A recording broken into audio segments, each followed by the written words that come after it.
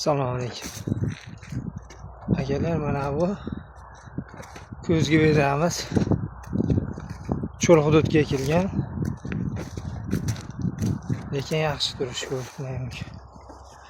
Bugungi holat 24-martga shu holatda o'sha chizaga yetgan oldi.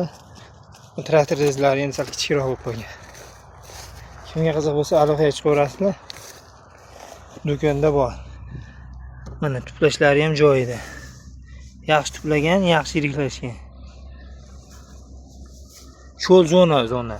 O'shani shunaqa sal olalari bor. Endi cho'l bo'lgan hisobiga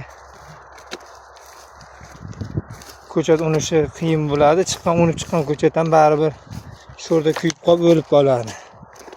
Xudo xolasa yaxshi. Bitta suvishdi bahorga suvishdan.